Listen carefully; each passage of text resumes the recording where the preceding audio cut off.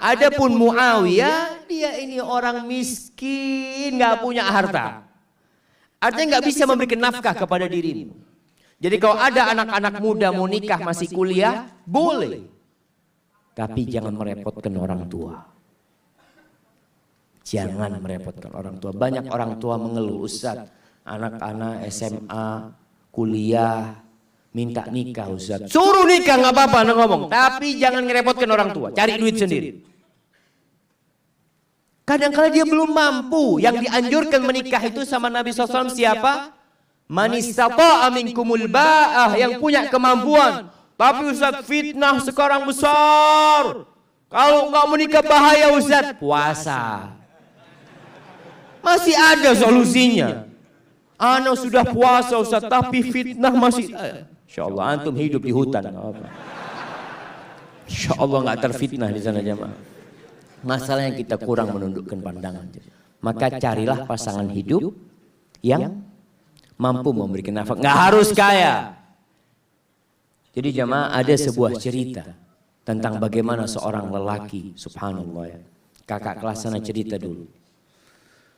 Bicara nikah nggak harus punya pekerjaan tetap, tapi tetap bekerja.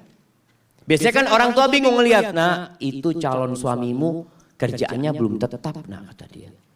Dia kerjanya serabutan. Alhamdulillah, yang penting mau bekerja. Rizki itu tidak harus dengan bekerja jamaah. Subhanallah, ada rizki dari arah yang tidak disangka-sangka. Yang orang nggak akan berpikir, ya Allah kok bisa pulang dapat rizki itu. Itulah Ar-Razzaq Dzul Quwwatil Matin.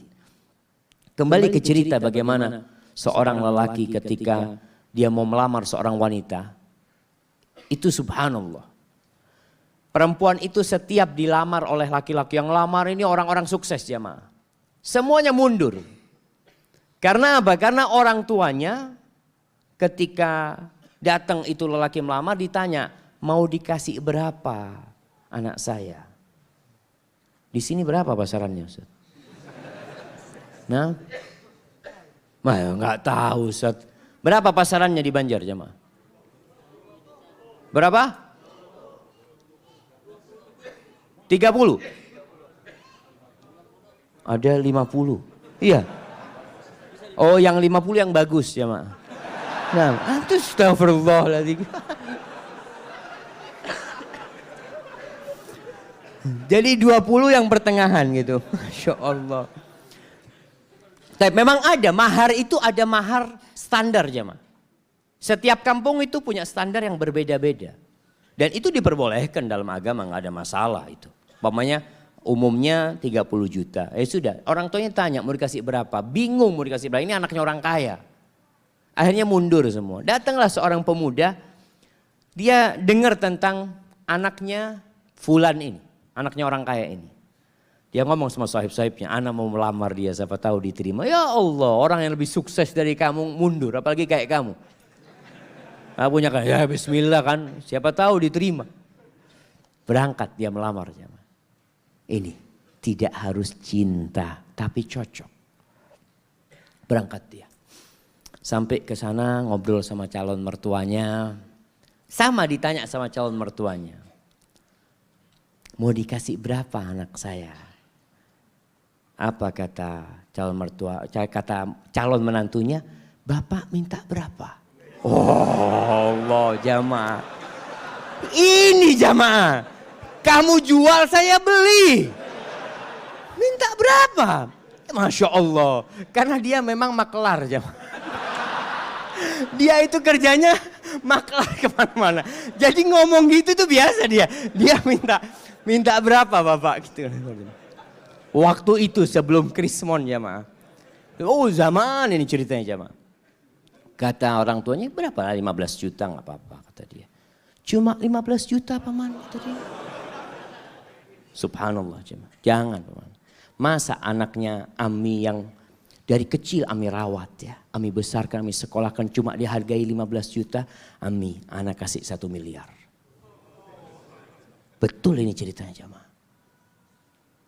Tapi sekarang anak gak punya duit. Iya, memang dia nggak punya duit. Artinya dia ingin ngasih gitu jamaah. Antum ketawa. Subhanallah jamaah. Subhanallah. Akhirnya ya sudah.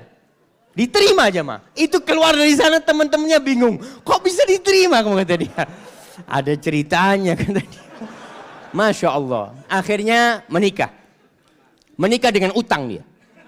Mahar itu boleh utang. Makanya ketika antum menikah. Kan orang tua mengatakan maharnya sekian tunai atau utang. Walaupun anak nggak pernah dengar yang utang jamaah ya. Karena yang disebutkan maharnya itu cuma 100.000, 1 juta seperti itu. Padahal kadang-kala maharnya di zaman sahabat itu. Maharnya itu 1 kebun kurma jamaah. Isinya 400 pohon jamaah. Berapa miliar itu jamaah.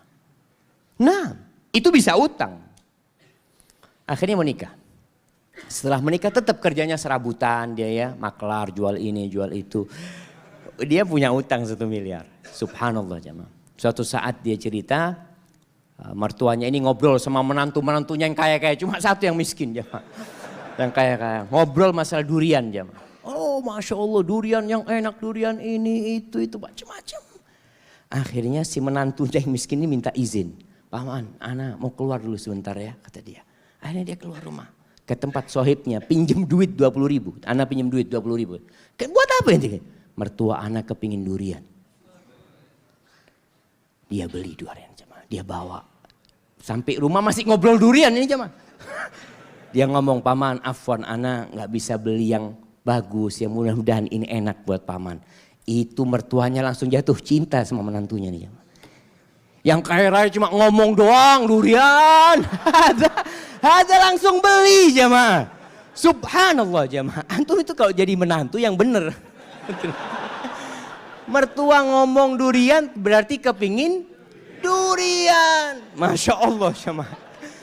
Ini akhirnya nih menantu jadi menantu kesayangan. Sampai kakeknya istri dia itu, neneknya. Pernah suatu hari karena sayangnya sama ini menantu ya. Baik menantu ini. Cuma duitnya memang gak banyak. Tapi dia mau kerja. Makanya ketika itu dia mengatakan lupa. Salah satu yang diucapkan kepada calon mertuanya ini. Paman anak sekarang gak punya duit. Tapi alhamdulillah Allah kasih anak akal bisa berpikir. Allah kasih anak lutut, anak bisa berjalan. Anak insya Allah akan lunasin hal itu. Subhanallah. Sampai suatu hari dia dipanggil sama neneknya istrinya. Kata neneknya, nak nenek ini punya duit 500 juta. Nenek mau kasih buat kamu. Subhanallah jamaah. Si menantu malu jamaah. Janganlah nenek kalau mau kasih ke cucunya nenek. Biar nanti anak pinjam anak putar duitnya. Masya Allah. Antum ketawa. Ini laki-laki terhormat jamaah. Artinya dia gak mau terima. Dia nanti mau pinjam sama istrinya. Kalau sudah punya istrinya dia bisa pinjam. Masya Allah jamaah. Akhirnya diberikan kepada istrinya duitnya diputar. Dia lunasin 1 miliar jamaah. Maka carilah lelaki tadi yang gak harus punya pekerjaan tetap. Masih banyak masyarakat Indonesia itu yang berpikir kalau cari pasangan hidup yang pegawai. Yang sudah punya gaji tetap. Jangan sama orang yang baru usaha kecil-kecil nanti bangkrut dia katanya. Kalau pegawai kan ada jaminan nanti. Ada jaminan masa tua macam-macam. Lah, nggak harus. Maka itu kriterianya. Allah Subhanahu wa taala mengatakan, "In yakunu fuqara yughnihimullah min fadlih. Wa ankihul ayama minkum wassalihin min ibadikum wa imaikum in yakunu fuqara yughnihimullah fadlih." Kalau mereka orang-orang fakir yang kalian nikahkan, Allah yang akan cukupi.